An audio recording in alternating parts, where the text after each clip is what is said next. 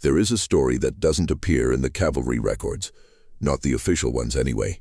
You could go through every dispatch General Crook sent from the Sierra Madre in 1886, every after-action report, every personal letter, and you'd find not a single mention of what I'm about to share with you. The Army had it removed from the file before the ink had even dried. It was the kind of thing the Army was exceedingly good at erasing. Only one man ever put it in writing, and he was no soldier. He was a Catholic priest in Bavispe, a mining town down in Sonora, and he heard it in confession from a man who had once been a young corporal. That corporal was 62 years old and dying when he confessed. The priest copied his words into the back of a parish register in a small, careful hand, choosing Latin, because he thought the words might be too dangerous to leave in Spanish. That register now sits in a private collection in Tucson, and that's where I read it. The corporal said there was one thing he could never stop hearing, not for 50 years. He said the Apache scout, the last one still riding with the patrol when the trouble began, came down from the ridge that final morning, walked straight up to the captain, leaned in close so the rest of the men couldn't overhear, and whispered 6 words. Those 6 words ended the patrol. A note before we go any further. If this is the kind of story you'd want more of, I've put 10 of them together into an audiobook. The Hollow Files, 5 hours, 10 counties. It's the same voice you're listening to now. You'll find the link in the description and pinned at the top of the comments. Now then, the story. A quick question before I begin, and I want to hear from you on this. Where are you listening from tonight? Drop it in the comments. Some part of me wants to know how far this story travels. I'll be reading them. The scout's name was Tucson. That's the only name the cavalry had for him. He wouldn't give a birth name to a white man. The detachment's payroll, dated April 12, 1886, lists him as Cloan Indian Scout, Company B, mounted, sworn the 6th of August, 1885. There's no surname. There's a thumbprint next to where the signature should go. By the corporal's account, he was about 42 years old that spring. Tall for an Apache, nearly 6 feet, with that long, lean, wiry musculature men who'd grown up in the mountains tended to carry. His face was narrow, his cheekbones high. A long, pale scar ran from the corner of his left eye down into his hairline above his ear. Someone had once tried to take the eye and failed. He kept his hair short, cavalry short, because regulations demanded it. And he wore the dark blue blouse and canvas trousers the Army issued to scouts.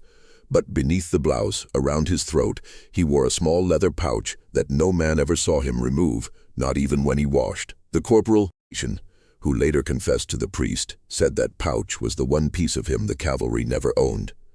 Tucson had been a scout for nearly a year by the time the patrol crossed the border.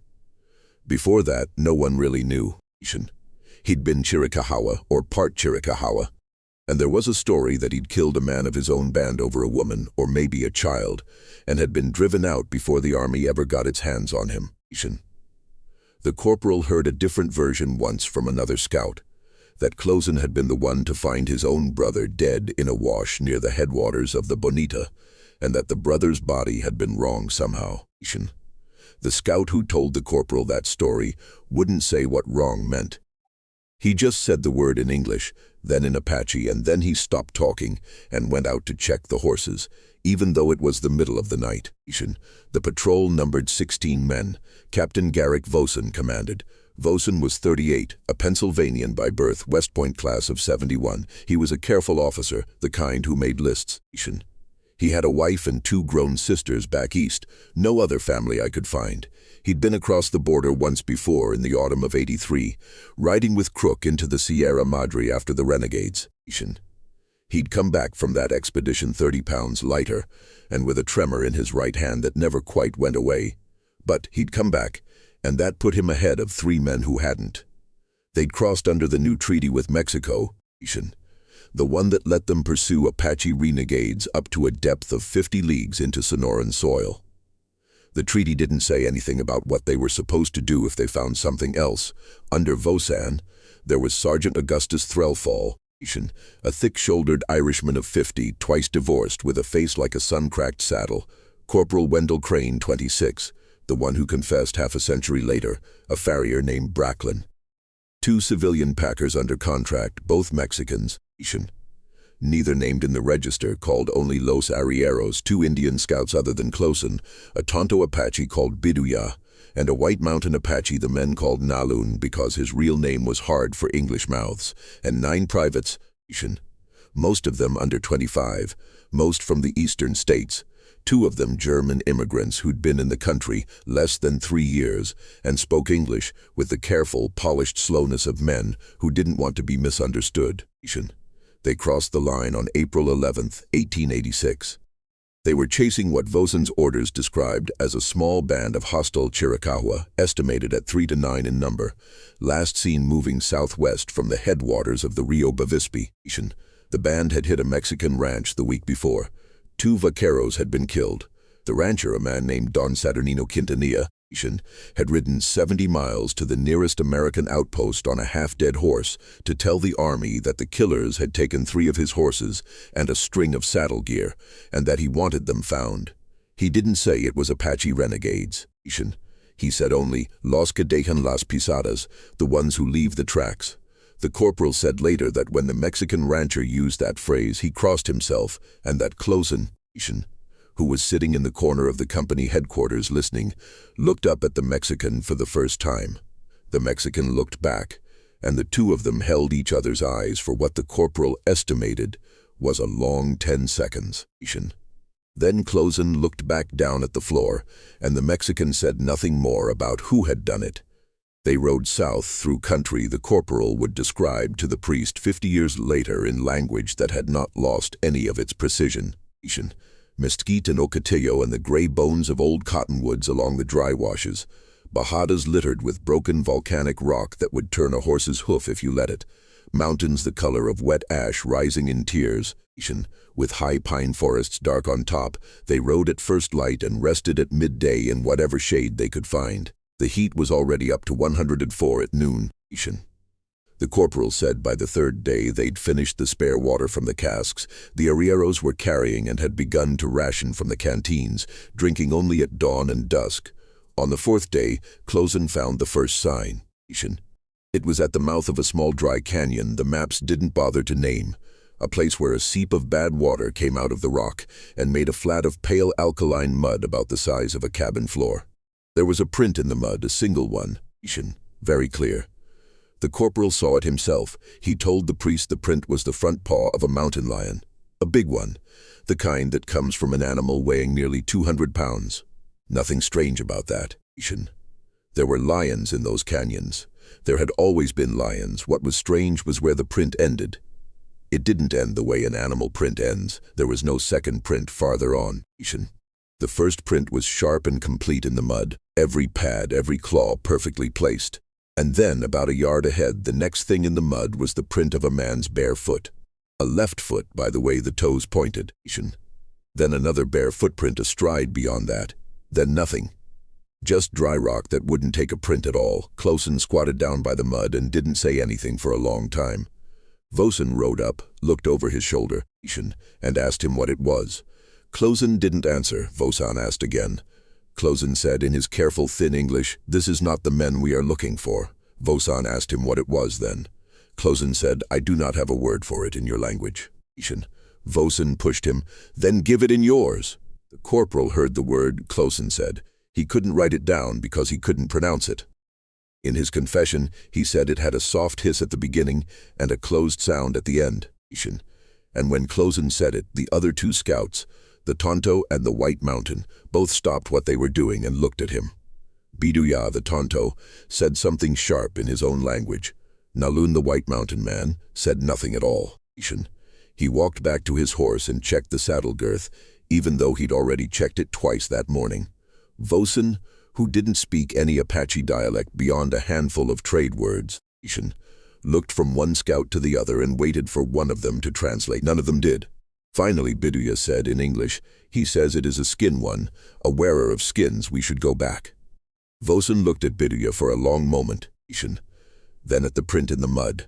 Then he laughed, not a cruel laugh, a tired one.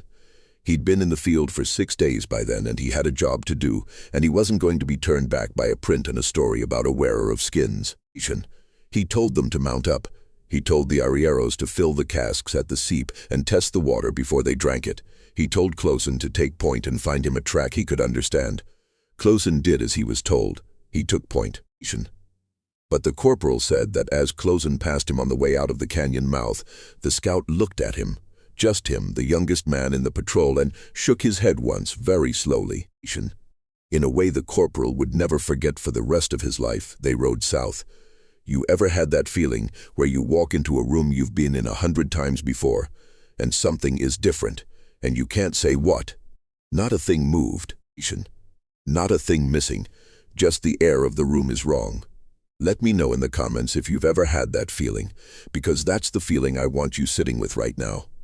That's the feeling the patrol was riding into. They just didn't know it yet. On the night of the 4th day, they camped in the lee of a low ridge the corporal would later identify, with help from a map at the priest's parish, as a place the Mexicans called El Cuello de Lobo, the wolf's throat. It was a narrow saddle between two heighter peaks.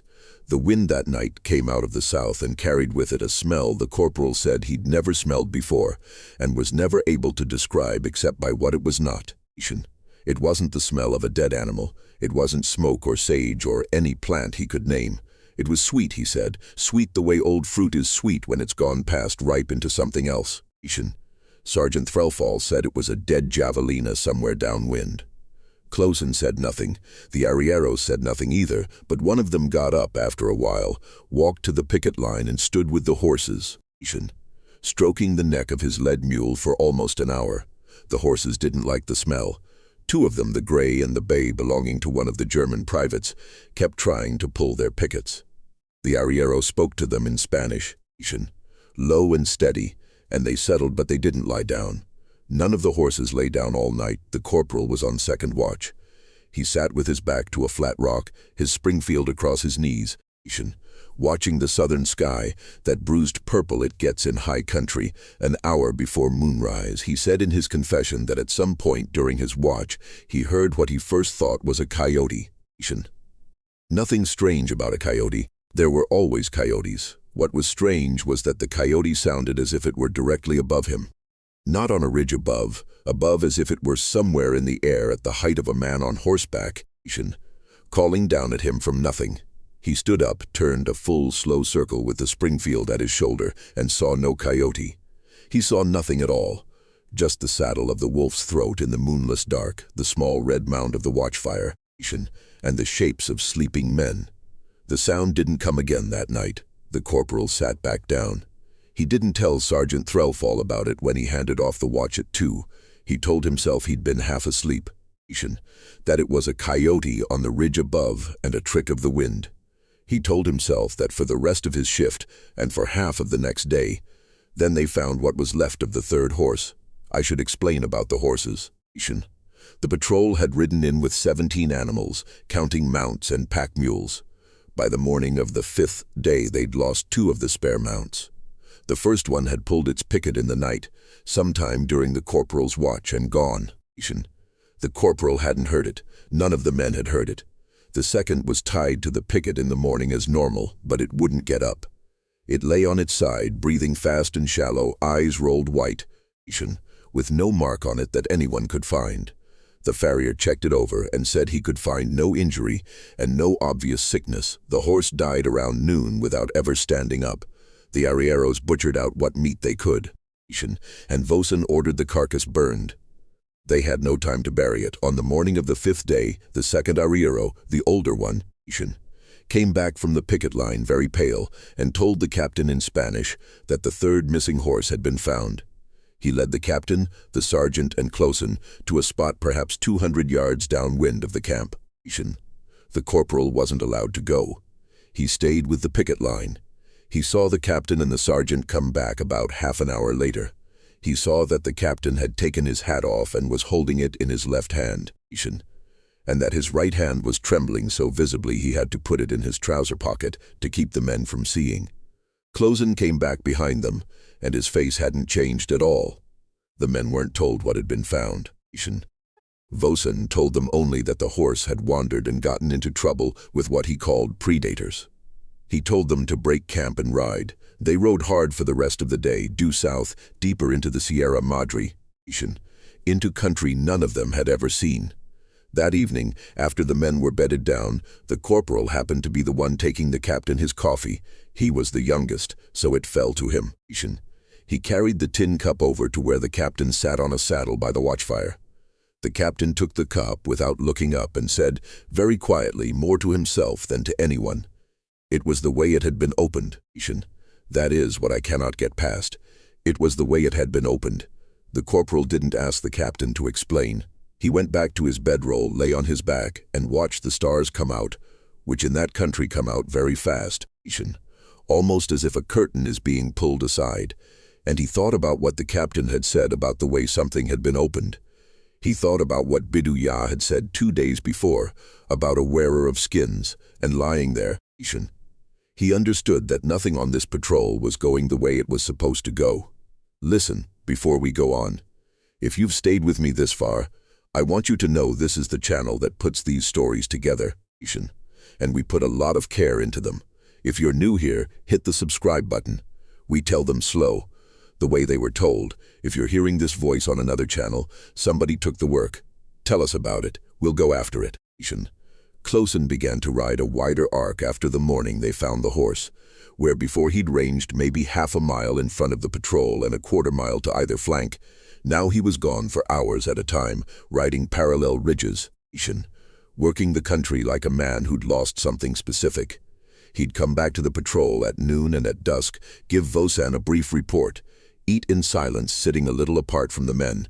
He wouldn't look at the other 2 scouts. Biduya had grown short-tempered and twice that day snapped at the arrieros for things that didn't matter. Naloon had grown quiet the way Tucson was quiet and had begun to tie a strip of red cloth around his right arm. The corporal didn't know what the red cloth meant. He thought later it might have been a marker, a way for one Apache to recognize another Apache in the dark, so whatever was watching them would have a harder time pretending to be a man. On the 6th day, they crossed a higher saddle and came down into a basin the corporal estimated at about 3 miles long and 1 wide, with a dry creek running through it, and the ruin of a small Spanish mission at the far end. The Spanish had built it. The priest in Bavispe would later tell the corporal sometime in the early 1700s.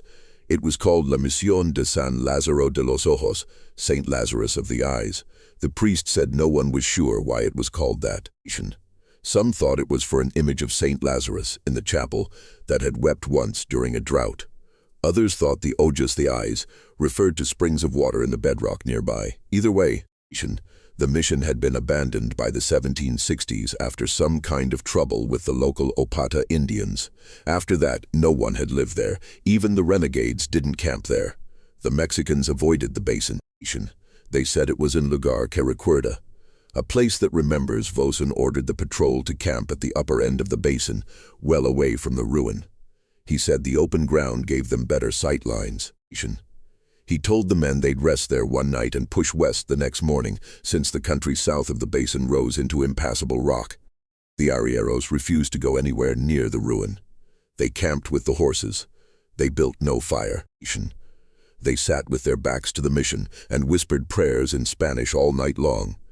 And the corporal lay in his bedroll 20 yards away, hearing them whisper, hearing their voices change slowly over the long hours of the dark from prayer into something more like begging. At midnight, the watchfire went out. That was the corporal's first sign something was very wrong. Watchfires in the dry season didn't go out. The wood was too dry. The men on watch were too well trained. He sat up in his bedroll and looked across the camp. He saw that the watchfire had gone to coals and then to ash. The man who was supposed to be tending it, a private from Ohio whose name the corporal could no longer remember by the time of his confession, was standing some 20 paces beyond the fire, very still, facing south toward the mission. The corporal called the private's name softly so as not to wake the camp. The private didn't turn. He called again, louder. The private didn't move at all. The corporal got out of his bedroll, pulled on his trousers, and walked across the cold camp toward him. As he got within 10 yards, he could see in the starlight that the private's mouth hung open. His eyes were wide and he was looking at something. The corporal followed the line of the private's gaze toward the mission half a mile down the basin.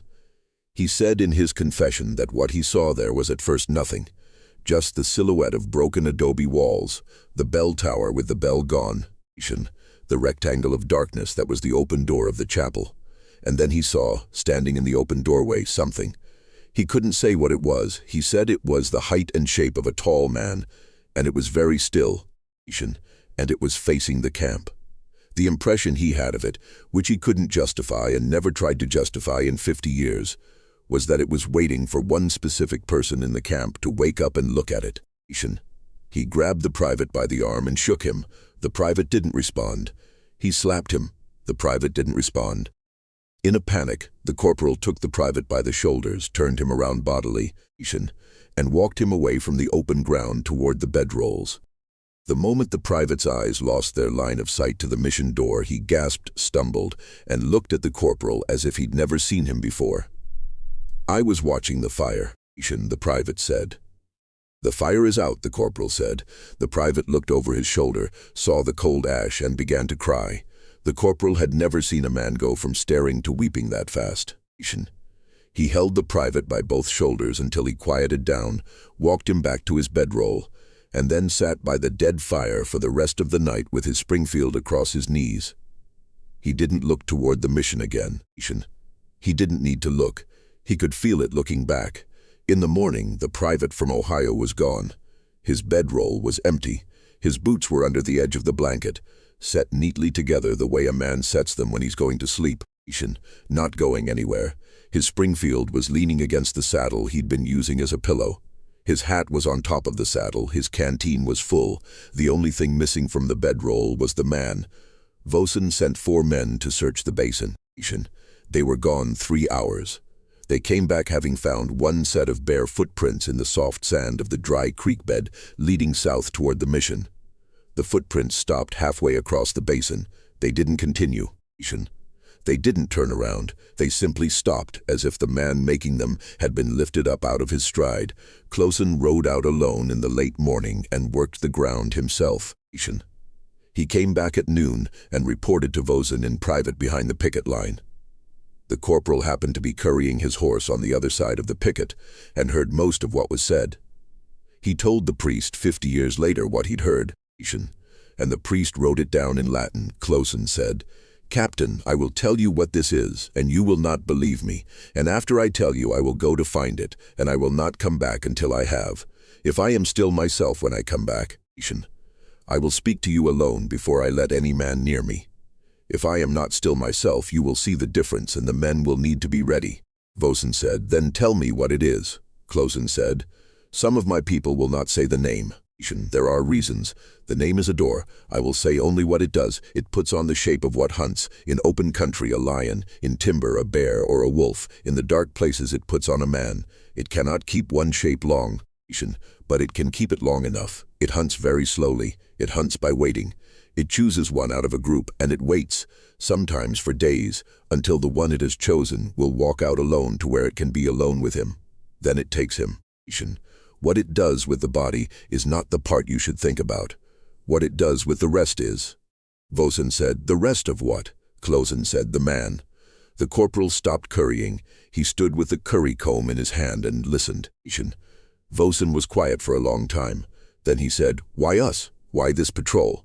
And Clausen said something the corporal repeated word for word in his confession, that the priest wrote word for word in the parish register, and that I will give to you now exactly the way the corporal said it.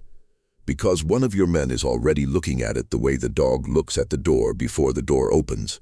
It chose him in the canyon the first day. It has been with us since then. It is not in the mission. It has been in this camp the whole time. A breath here before what comes next. If this voice is one you'd want to spend more time with, I keep a longer collection. The hollow files. 10 cases, 5 hours, the same kind of quiet trouble I'm telling you about now. The link is in the description below and pinned at the top of the comments. Let's go back to the story. Vosen didn't believe him, not all at once. But the corporal said the captain's face when Clausen finished speaking had gone the color of wet paper. The captain told Clausen to go and do what he had to do. He told him to come back. He asked very quietly, "If you do not come back, what do I do?" And Clausen said, "If I do not come back by the second sunrise, you ride. You do not look behind you. You do not wait for any man who is missing. You do not bury the men who fall. You ride. Then Closen took 2 extra canteens, a satchel of pemmican, and a small clay jar he kept tied to his saddle that the corporal had assumed all along contained tobacco, but would learn later contained something else. He took his rifle, a Winchester Model 73, and a knife with a horn handle he carried in the small of his back. He left the rest of his gear with his picket. He didn't say goodbye to the other 2 scouts. He didn't look at any of the men. He rode south down the basin toward the mission, and he was gone. Now I want to ask you something here before the last part of this. Have you ever been in a group of people, even a small group, and felt with absolute certainty that one of them was not who they were supposed to be? Not a stranger, someone you knew. But for an hour or a minute, or sometimes just for the time it takes to set down a coffee cup, the person sitting across from you is off. Their face is right, their voice is right, everything checks, and yet comment below. Tell me about that time. I have my own, and I don't say it often. The patrol waited. They waited all that day, through the long, slow, hot afternoon and into the evening. The watchfire stayed lit this time. Sergeant Threlfall doubled the watch and posted 2 men instead of 1. The corporal was on the first watch with a private from New Jersey named Linus Marbury.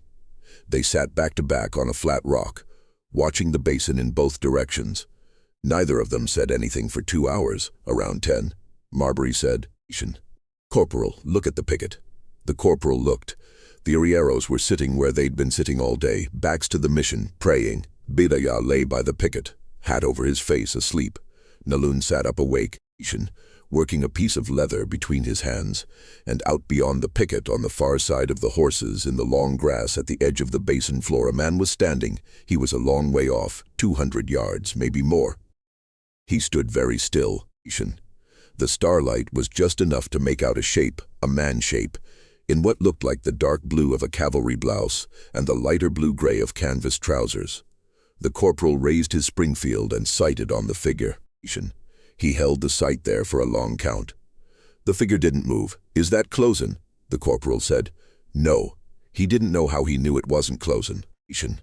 He couldn't have told you anything specific about the figure's shape that was different from Closen's. It was the right height, the right build, wearing the same kind of clothes. And yet the corporal knew, the same way a man knows when he wakes up in his own house and something's been moved during the night, that the figure was not Closen. It was someone else, or something else, wearing a Closen shape. The corporal didn't fire. He told the priest 50 years later he didn't fire because some part of him understood that, if he fired and missed, it would know he could see it and would come. He lowered the rifle slowly. He told Marbury in a whisper to look away, to turn his head and look at the watchfire instead. Marbury turned his head. The corporal turned his head. They sat for a slow count of 10 with their faces to the fire. When they looked back, the figure was gone. Around 3 in the morning, Nalin, the White Mountain Scout, got up from his place by the picket, walked over to the corporal, very quiet, and said in his careful English, "Do not stand watch tomorrow night. Do not stand watch the night after. Tie the red cloth on your arm. Tell no one why." He gave the corporal a strip of red cloth. The corporal tied it around his upper arm, under his blouse, where no one would see it. Nalun nodded once and walked back to the picket. The next day went by. Nothing happened. The men ate hardtack and salt pork and didn't speak much. The horses were getting thin. The arrieros were getting worse. The older one, the one who'd found the dead horse, had stopped eating and would only drink water. He sat all day with his rosary in his hands. At noon, Sergeant Threlfall fell asleep in the shade of his picket. When he woke up, he was not the same. The corporal noticed at once. Threlfall came out of the shade and called for his coffee. The corporal brought it to him. Threlfall took it and said, "Thank you, son," in a voice that was Threlfall's voice but slightly off, slightly too smooth. Threlfall had a voice like a saw on a knot of wood. This voice was a saw on something softer. The corporal didn't say anything. He went back to his picket, sat with his back against his saddle, and watched Threlfall for the next 2 hours. He saw that Threlfall was doing all the things Threlfall always did. Checking the men, cursing the farrier about a horseshoe, looking over the country with his field glasses. The corporal watched and watched, and couldn't put a single thing wrong with what Threlfall was doing. And yet he couldn't stop watching. Around 4, Threlfall walked over to where the corporal sat, squatted on his heels in front of him, and smiled. The corporal had served under Threlfall for 14 months and had seen him smile twice in that time. Threlfall smiled now very pleasantly and said, "Corporal Crane, what is that under your sleeve?" The corporal didn't move. He didn't look down at the place on his sleeve where the red cloth was tied beneath the cloth of his blouse. He said, "Sergeant." Threlfall said, "Under your sleeve, son, there's a lump under your sleeve." And the corporal said, very calmly, because some part of him had understood that calm was the only thing that would save his life, "It's a tobacco pouch, Sergeant. I've been keeping it under my sleeve because I don't want the captain to see me carrying it." He's been hard on us about the tobacco ration. Threlfall looked at him for a long time. His eyes, the corporal said, were the wrong color. Not very wrong, just slightly. Threlfall had had blue eyes for 14 months. Now they were paler, almost gray, like ice water on a cloudy day. Threlfall said, "Show me the pouch, Corporal Crane." And the corporal said, "Sergeant, I will.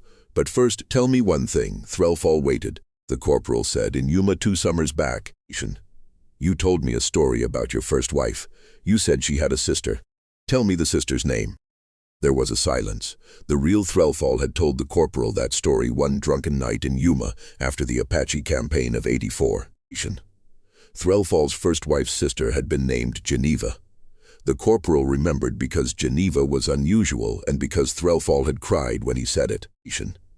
The thing wearing Threlfall's face didn't move for what the corporal estimated was 3 seconds. Then it stood up slowly. It didn't answer the question, it didn't blink. It walked back across the camp to its bedroll, sat down, and began to clean its rifle. It didn't look at the corporal again for the rest of the afternoon. The corporal very slowly got up from his saddle, walked across the camp, found Naloon by the picket, and said, with his lips barely moving, "It is the sergeant."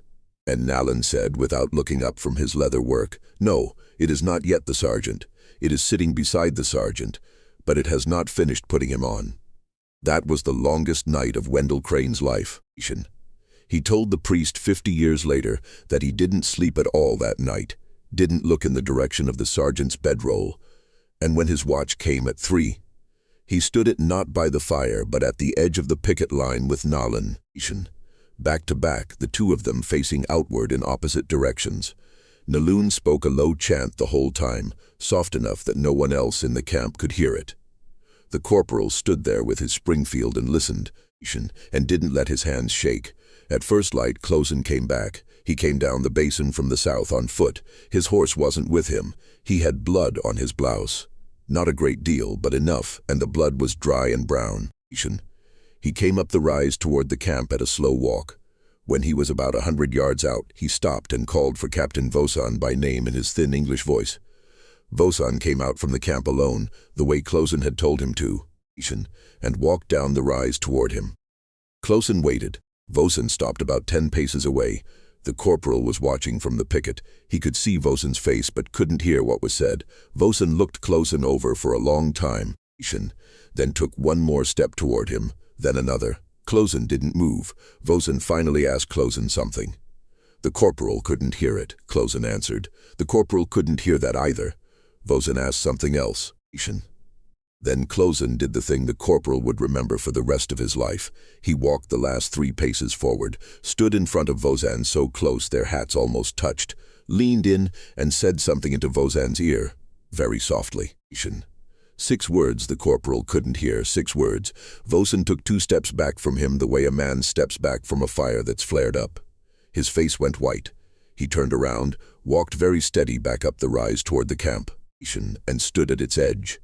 In a voice somehow steadier than it should have been, he said, "Sergeant Threlfall, saddle the patrol. We ride north in 20 minutes. We do not stop until dark. We do not stop at El Cuello de Lobo. We do not stop at the Seep. We ride." Threlfall, or what was sitting beside Threlfall, looked up from its rifle slowly and said, "Captain, the men have not eaten." Vosan didn't look at it. 20 minutes, Sergeant, he said. The thing with Threlfall's face stood up. The corporal watched it walk across the camp. As it walked, he saw it look. just for an instant, at Closen still standing on the rise where Vosen had left him, and the corporal saw that Closen, for the first time on the whole expedition, smiled.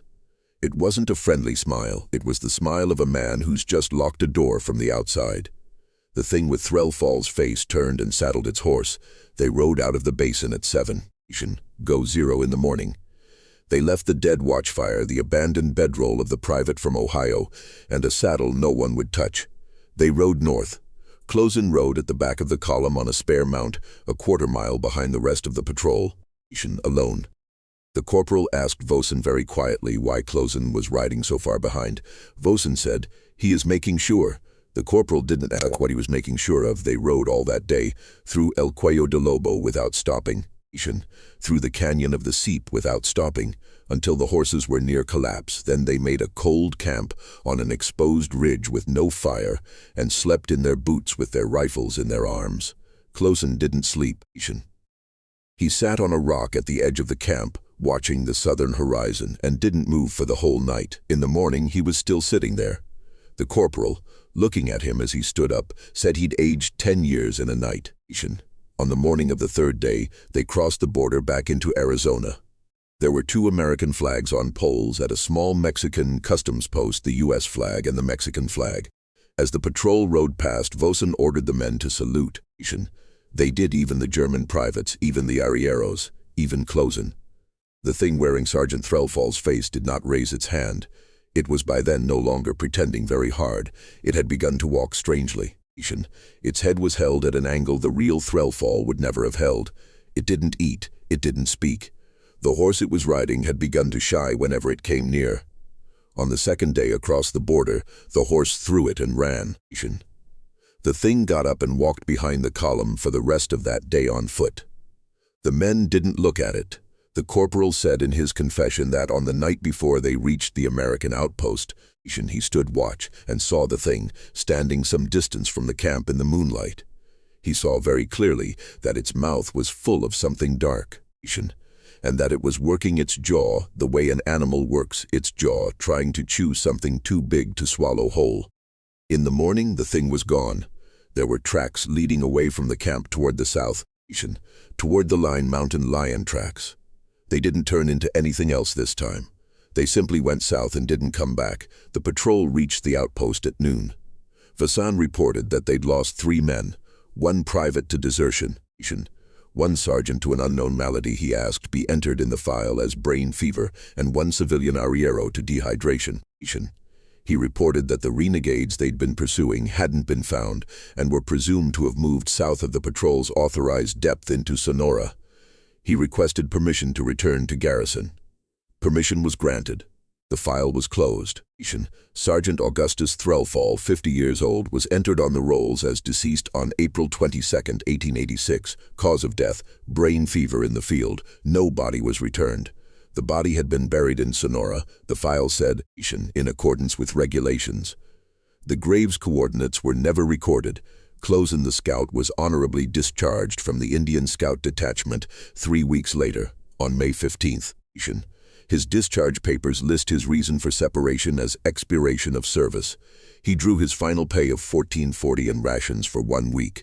He left the post on foot, walking east, and was not seen at any cavalry post in the territories again. Biduya, the Tonto, stayed in service for another 6 years. Nalun, the White Mountain Scout, left 2 days after Closen, also walking, also east. He wasn't seen again either. Captain Garrick Vosen finished out his career on garrison duty in Wyoming. He never accepted another field command. He retired in 1898 as a major and died in 1899, just under a year into retirement of a heart condition, in the home of his elder sister in Philadelphia. His sister wrote in a letter to her cousin that her brother had been a deeply pious man at the end of his life, that he'd taken to sleeping with a lamp burning, and that he'd said to her more than once that he didn't want to be alone when he died, because of something he'd heard a long time ago that he was afraid was waiting for him to be alone. Wendell Crane, the corporal, served out his enlistment and mustered out in 1889. He drifted south, did some prospecting, married a Mexican woman in Canania in 1892, and lived in northern Sonora until his death in 1941. He had 4 grown sons, all named for saints, none of them ever taken to cross into the United States. He took confession only twice in his life. The first time when he married in 1892, the second on his deathbed in November of 1941 at the parish house in Bavispe. He told the priest the entire story. At the end, the priest asked him gently the question he'd wanted to ask for the last 2 hours. What were the 6 words? What did the scout whisper to your captain? Wendell Crane, with about an hour of life left in him, opened his eyes, which had been closed for most of the confession, looked at the priest and said, "Father, I want you to understand. I never heard them. I was at the picket, 100 yards off." The priest said, "I understand," Crane said, "but the captain told me 2 weeks later back at Garrison. He told me one night when he'd had too much to drink. He told me, and I never told anyone again. I have never said them out loud, not to my wife, not to my own self in the dark." The priest waited. Crane said the 6 words. The priest wrote them down in Latin, because he was afraid of them, in the back of the parish register. The register sat in the back room of the parish house in Bavispe for the next 90 years, until it was sold off as part of the estate of a Mexican collector and ended up in Tucson, in the hands of a man I know who let me read it. The 6 words in the priest's neat Latin translate roughly into English as this: "It came back wearing my face." That is what Closen, the Apache scout, whispered to Captain Vosan on the morning of the 7th day. That is why Vosan pulled the patrol out at a dead run. That is why the thing they were riding home with, the thing wearing Threlfall's face, was riding behind the column and not in it. Because Closen had told Vosan in those 6 words that the thing they'd crossed into Sonora to find was already inside the patrol. That it had gone down into the mission where Closen had cornered it, that Closen had fought it, that Closen had survived, that he was, as he'd promised, coming up to the captain alone so Vosan could see for himself whether Closen was still Closen. And Vosan had decided in that moment that the man standing in front of him was Closen, that the thing hadn't taken Closen, that it had taken something else. But here is what the corporal could not stop thinking about. Lying in his bed in that mining town in Sonora, 50 years later on the night he died. Here is the thing that broke him finally at the end, because he'd thought about it for half a century. If Closen had told Vosan, "It came back wearing my face," then the man standing in front of Vosan on the morning of the 7th day, the man saying the words, was Closen, the real Closen, the one who'd survived. That was the meaning of the warning, watch for the second one. But if Closen had told Vosan, "It came back wearing my face," then by saying so out loud he had given Vosan exactly the kind of proof a thing wearing Closen's face would have given Vosan to make him trust it, because the real Closen wouldn't have warned Vosan so plainly. The real Closen wouldn't have used the captain's own language. The real Closen would have used a sign that only the 2 of them knew, and Closen had not. Either way, one Closen had gone into that mission, and one Closen had come out. The corporal had ridden 3 days back to the border with that Closen. He had watched him. He hadn't seen a single thing he could put a finger on. He'd said goodbye to him at the post on May 15th. He'd watched him walk east into the open country on foot alone. And the corporal, on the night he died, told the priest in Bavispe that for 50 years, every time he'd looked into a mirror, he'd checked his own eyes for a pale color that was almost blue. Every time he'd passed a stranger on a road, he'd looked at his hands to see if they were shaking. Every time he'd seen a man walking alone in the long grass at the edge of his vision, he'd crossed himself and looked away, because the corporal had understood by the end that Closen hadn't finished the work in the mission. Whatever he'd done, he hadn't killed it. He'd only sent it ahead, out of Sonora, into the territories, into the open country to the east, where one of the 2 Closens had walked on foot alone on May 15th, 1886. And the corporal said to the priest with the last breath in his body, "Father, it is still out there. I have felt it watching me from the day I came home.